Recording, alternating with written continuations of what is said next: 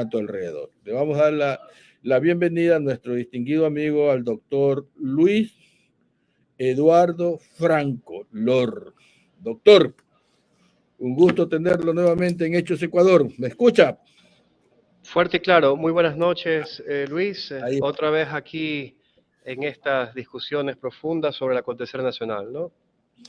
Así es, doctor, y eso es importante, que todavía tenemos ese espíritu de transmitir, de darle a nuestros televidentes, oyentes, orientación de la realidad de lo que pasa en el país. La otra vez estábamos hablando, distinguido doctor, sobre las preguntas que había enviado el señor presidente.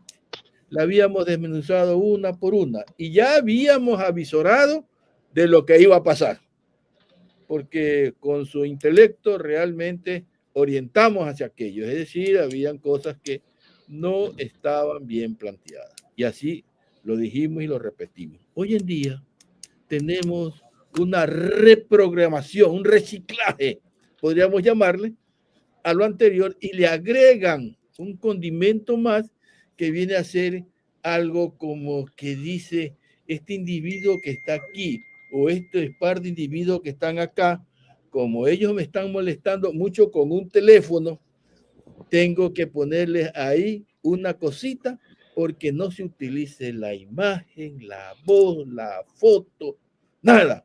Pero eso lo vamos a dejar para el último. Sí. Así que, doctor, vamos, le dejo con sus palabras. Sí, bueno, yo quiero iniciar diciendo que algunos programas anteriores, la teleaudiencia lo puede revisar, están grabados en las plataformas. Venimos hablando sobre la incompatibilidad con el texto constitucional de la eliminación del Consejo de Participación Ciudadana, ¿no? Habíamos dicho que ya había un dictamen anterior de la Corte con respecto a la propuesta de Guillermo Lasso, que no se la calificó la eliminación y tuvieron que reformularla. Y dijimos que seguramente el gobierno iba a hacer esto si la Corte declaraba que no era la vía de enmienda, sino la Asamblea Constituyente la forma de modificar la Constitución, por cuanto alterar la estructura del Estado. Lo dijimos. Y en efecto pasó. Y no es porque nosotros seamos videntes del futuro, o porque seamos muy listos, o porque seamos muy listos. Somos gente normal, pero quizás la asesoría del presidente de la República es muy torpe. O sea, ellos son los torpes, porque era público y notorio que eso iba a pasar. Y en efecto pasó.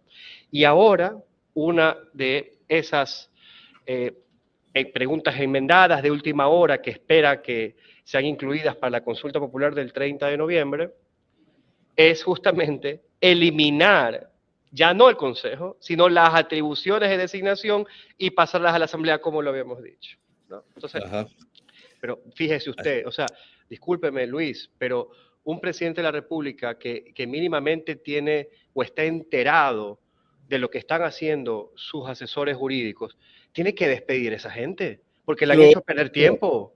Lógico. Le han hecho perder tiempo y contra los intereses del gobierno, discúlpeme. O sea, esto no resiste la más mínima cuestión de decir que hay una justificación clara con respecto a lo que le han hecho hacer al presidente. Digámoslo, pongámoslo que, porque bueno, digamos, el presidente no es jurista, el presidente es un niño rico que por ahí sabe administrar, sabe comprar y vender, nada más. Ok.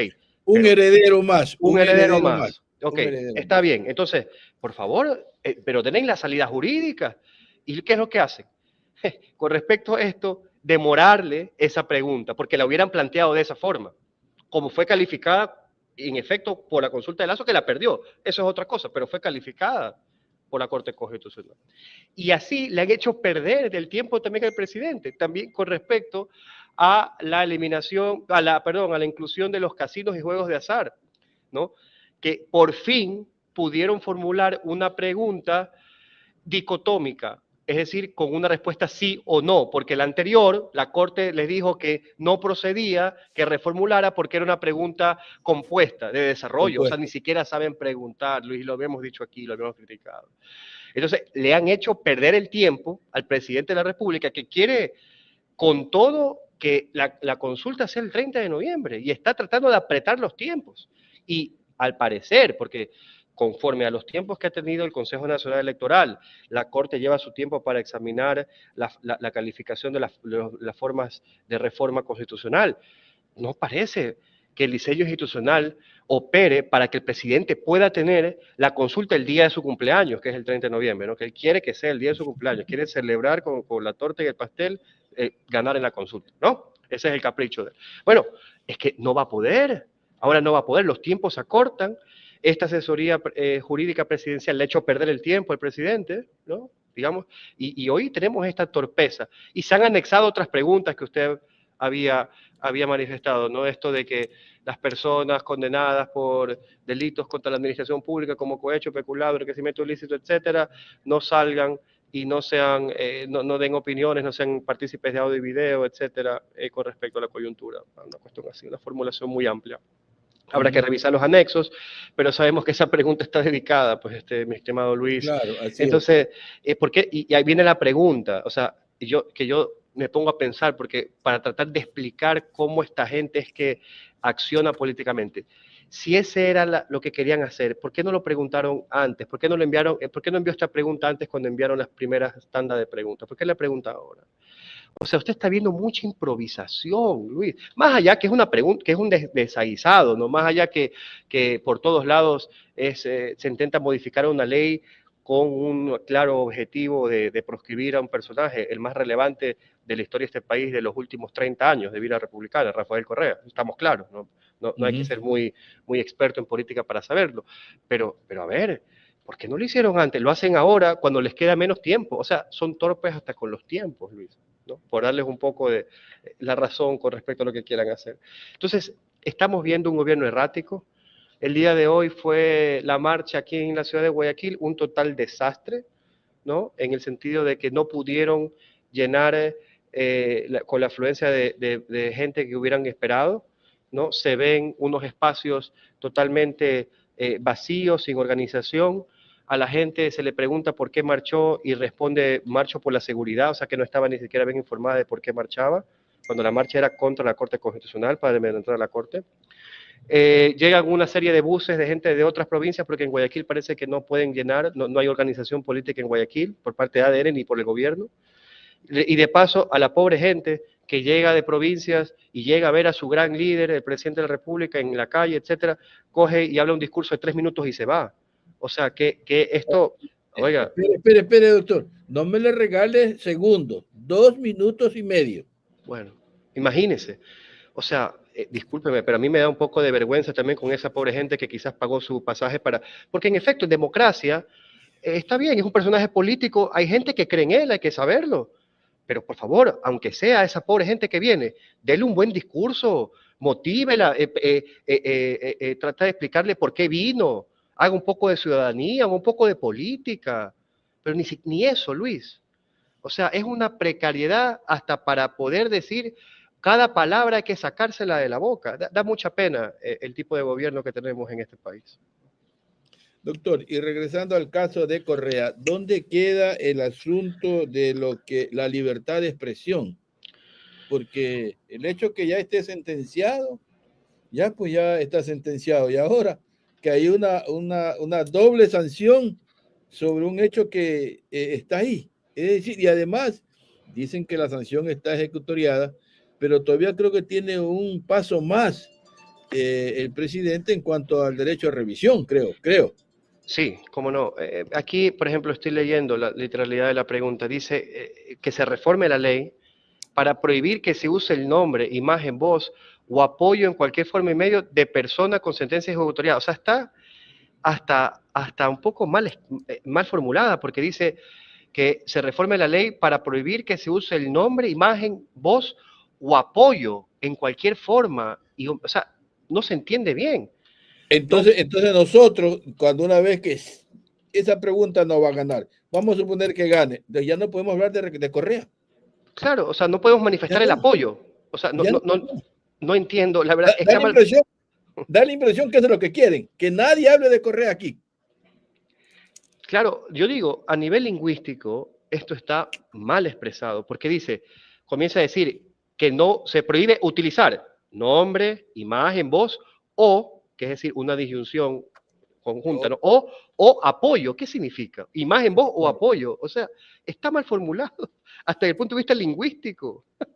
Qué desastre. Oiga, esto es tragicómico. Yo me río un poco porque para no ponerme un tanto más digamos, tomar las cosas muy en serio, que también hace daño para la salud, pero es una tragicomedia que estamos viviendo aquí. Es trágico porque se utiliza en las instituciones del Estado, se utiliza este barniz de democracia para este mamotreto, ¿no?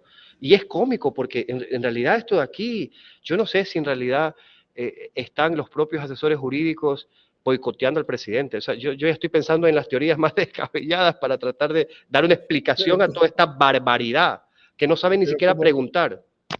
Pero como lo decías anteriormente, lo decíamos, es decir, pasa por un ente que es la presidencia. La presidencia tiene aquí sus asesores jurídicos. Pasa a la asamblea, aquí también hay asesores jurídicos.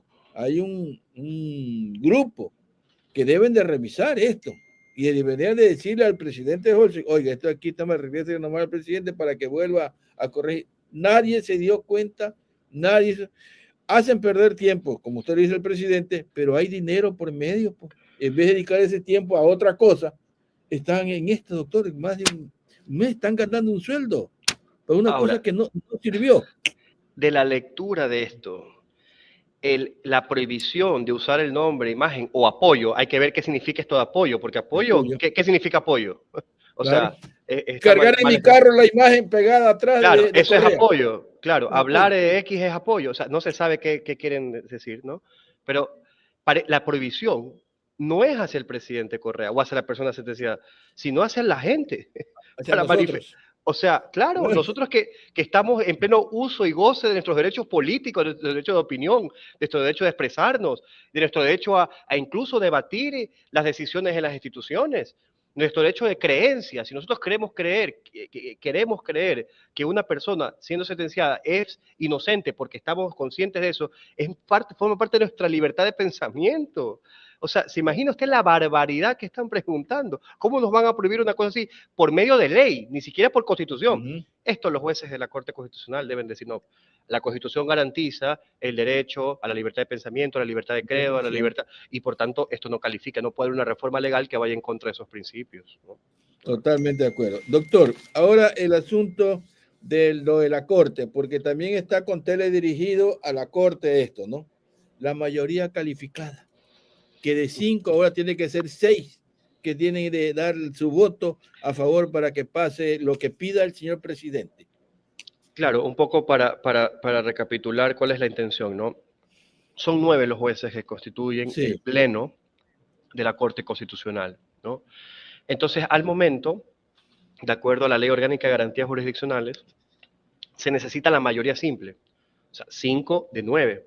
Entonces, lo que quiere tratar el gobierno con esa reforma es ponerle mayor impedimento para tener una mayoría. Entonces, si son 6 y 3, ya no, digamos, sería constitucional o la decisión mayoritaria, digamos, ¿no? O inconstitucional la decisión mayoritaria primera de un inicio. Entonces, no, esto no funciona así. Las Cortes Constitucionales deciden en mayoría simple. No se le da, claro, no hay esto de las mayorías calificadas. Las mayorías calificadas existen para procedimientos parlamentarios que requieren mayor exigencia. Por ejemplo, reformas a leyes orgánicas o reformas de enmienda constitucional, etcétera. Pero para decisiones jurisdiccionales, que por lo general son argumentadas, que a veces son difíciles, y especialmente en órganos colegiados que son menores en número, lo que se requiere es una mayoría simple. ¿Por qué? Porque si hay una mayoría calificada, se entorpece el sistema de reforma. Entonces, la Corte va a reaccionar de esa forma, ¿no? Y aquí hay otra pregunta que han también ingresado con respecto a que se expida una nueva ley orgánica de garantías jurisdiccionales y control constitucional. Va por dos lados que lo quieren encerrar a la Corte. Imagínese, claro, como ya le negó que puedan ejercer, que la Corte pueda tener control político, la Corte dijo, no, esto no es constitucional, como era obvio, ahora le quiere que la Corte le dé un cheque en blanco para que le dé una nueva ley orgánica de garantías jurisdiccionales. Y en esa ley orgánica la Asamblea se incluya el control político. La Corte le va a decir que no. La Corte le va a decir que no, porque el pilar fundamental de las atribuciones, de los procedimientos y de las garantías que están inspiradas en la Constitución están desarrolladas en la Ley Orgánica de Garantías Jurisdiccionales. Y la Corte no le va a dar un cheque en blanco al presidente para que construya a través de la Asamblea, por iniciativa o por el curso del presidente de la República, una nueva ley orgánica que imponga las condiciones y las atribuciones constitucionales de la Corte que están en la Constitución. No lo va, no lo, esa, a ver, vamos a ver, más allá de que en este tipo de preguntas la Corte es juez y parte, porque son preguntas sobre la Corte Constitucional, es un desaguisado total desde el punto de vista del diseño institucional, tan como lo ideó el legislador constituyente de Montecristi, ¿no? Y ahora, doctor, también habla del asunto de los violadores. Regresa el asunto de los violadores y ahora dice que hay que enlistarlos para que ellos no estén cerca de donde estén niños, niñas y lo demás. Pero eso también es una cuestión. Bajaron el asunto de los violadores a hacerle algún tratamiento médico, lo eliminaron, ¿no es cierto? Castrarlos. De esa manera, mensualmente, como dijimos aquí, que eso es mensualmente y que tiene que gastar el Estado como $500 para que se mantenga eso, ¿no? Pero ahora dicen que van a hacer un listado de todos los que son violadores y de esa forma van a controlarlo. Esto no guarda ningún tipo de correspondencia con la realidad. ¿Por qué razón?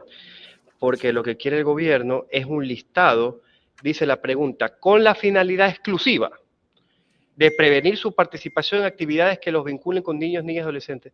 Ahora yo le pregunto, ¿cómo, quién o qué ente o cómo el gobierno va a hacer para garantizar la finalidad exclusiva de ese registro?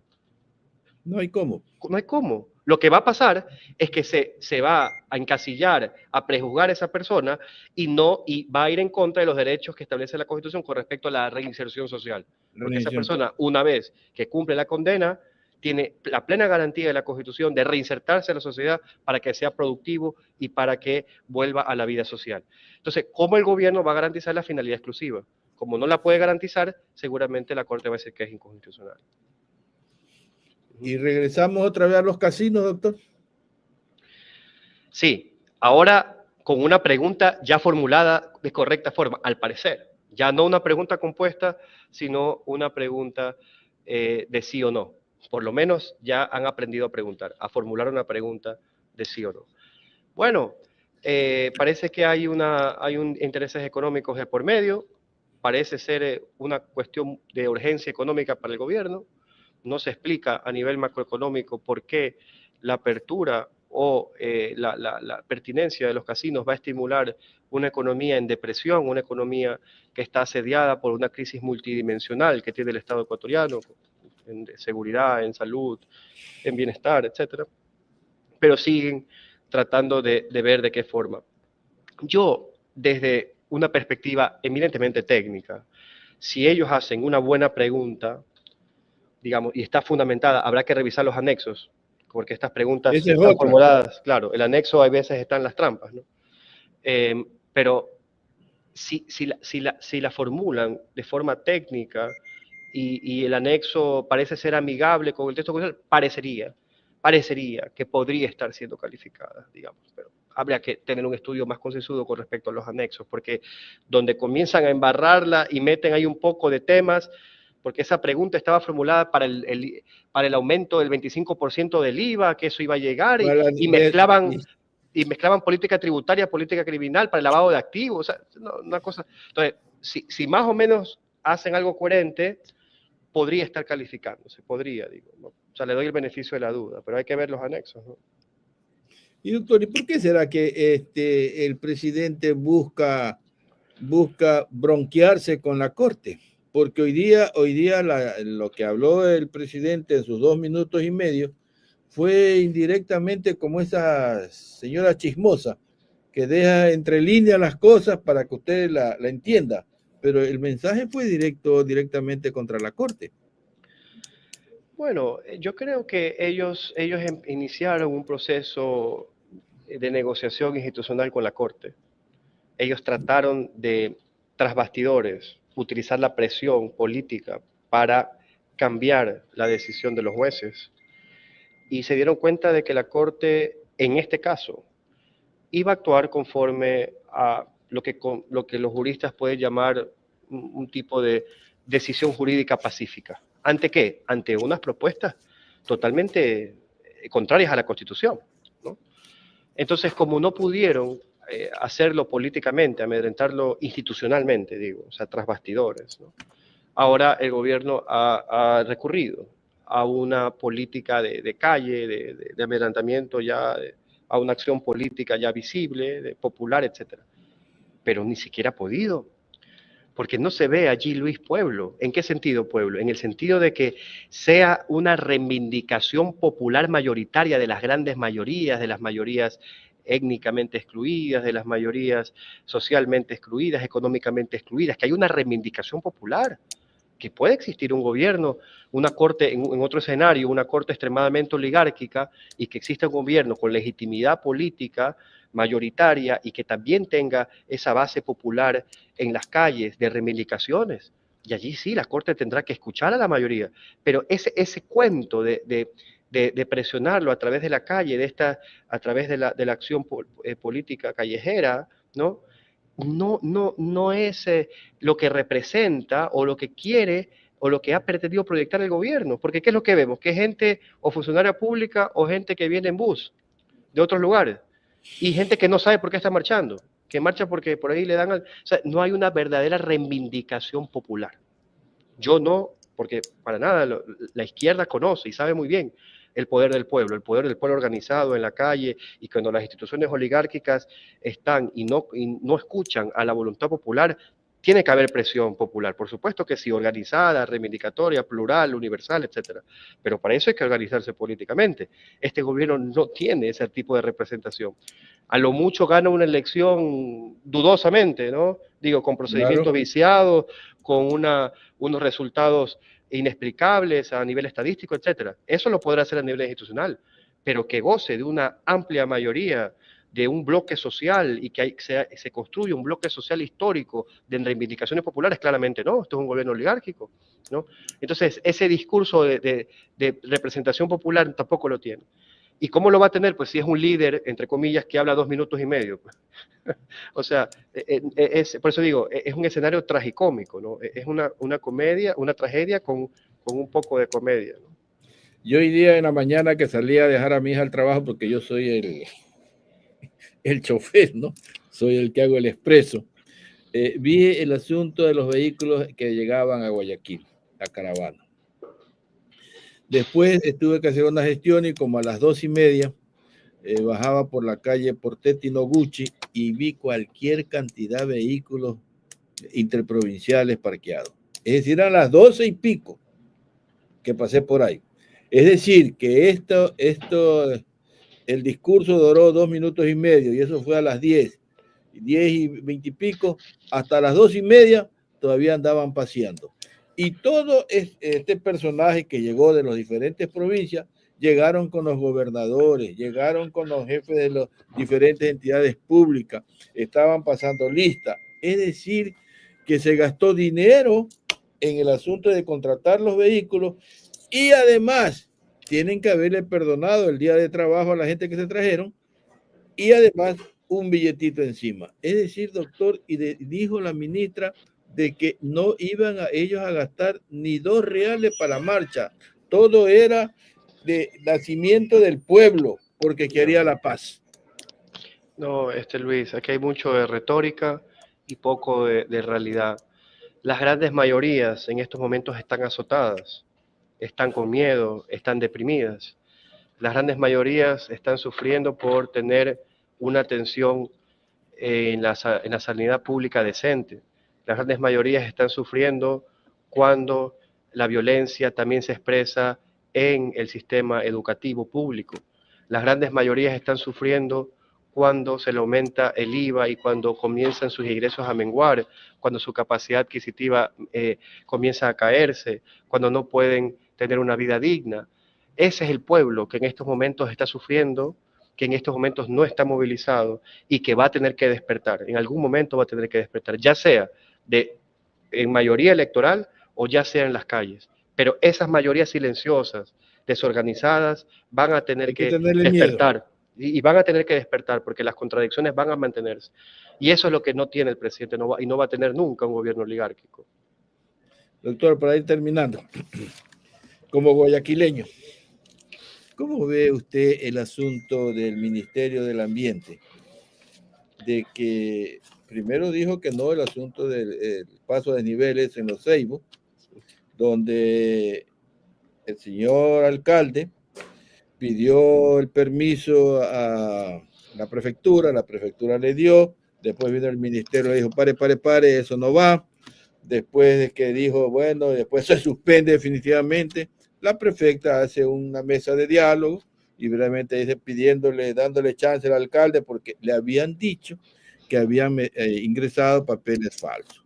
El alcalde, muy bien, entrega los documentos y en ese instante la señora prefecta con su equipo le da luz verde para que inicie el trabajo en los Ceibos. ¿Qué resulta, doctor? Que ni 1 hora, 2 horas había pasado, otra vez la ministra le dice, pare eso. ¿Qué pasa ahí, doctor, ya en ese caso? Mire, hay una voluntad política del gobierno de entorpecerlo todo. Si bien la prefectura actuó precipitadamente con respecto al retiro del permiso ambiental, abrió un expediente en el cual esperó al gobierno que presentara sus elementos de cargo para paralizar la obra. Y parece que lo abrió por mucho tiempo, se esperó mucho tiempo. Y no pudieron justificarlo, Luis. No pudieron ingresarlo a tiempo. Entonces, ¿qué le tocó hacer a la prefecta? Bueno, como ellos no pueden justificarlo, síganse con la obra. Entonces, ellos van a tratar de seguir perjudicando a la ciudad, van a tratar de paralizar la obra pública, de empequeñecer, de entorpecer la obra de alcaldes que no son afines a sus intereses, ¿no? Todo esto también con miras a la lid electoral de las seccionales que se vienen, que ya se están organizando, ya hay precandidaturas a la alcaldía de Guayaquil. Entonces hay un cálculo político mezquino, ¿no? Yo soy un perjudicado del sector, ¿no? Me encuentro con un tráfico enorme, con unas paralizaciones enormes, y da mucha pena, y esto va a seguir así por voluntad política de este gobierno. Más bien hay que saludar en este caso particular la templanza que ha tenido el alcalde, porque la verdad que claro, porque ha tenido mucha templanza aquí, en este caso particular, porque es verdaderamente desesperante para alguien que quiere construir algo, para alguien que quiere generar bienestar, lo que está pasando. Desesperante e indignante también, ¿no? ¿Qué se puede hacer, Luis? O sea, estamos ante un gobierno que quiere entorpecer cualquier obra pública. No solamente que el gobierno no tiene una política clara con respecto a la obra pública, la gran obra pública que necesita el país, sino que también entorpece a los gobiernos autónomos que sí pretenden hacerla y que sí tienen la voluntad política ante sus electores y ante su ciudadanía, y están obligados a hacerlo, de responder. Y así vivimos. Por eso somos un país en vías de desarrollo, ¿no? Si cooperaran las autoridades, fuéramos un país desarrollado, ¿no? Totalmente de acuerdo, doctor. Le dejamos sus palabras finales, como siempre, doctor. Bueno, muchas gracias por haberme invitado. Ha sido una conversación rápida, express, yo creo que, pero igual hemos tocado temas muy importantes, muy amplios. Le agradezco por la invitación y a las personas que nos escuchan, que nos ven, también que por estas opiniones que muy personalísimas les sirvan para generar espíritu crítico y para seguir estimulando una ciudadanía activa, empoderada, ¿no? Muchas gracias, doctor. Y nos vemos el próximo miércoles. Seguro que sí. Próximo jueves. El próximo jueves. Sí, Dios mediante. Dios mediante. Dios mediante siempre. Buenas noches. Muchas gracias. Chao, Luis. Gracias. Muy bien. Ok, chao.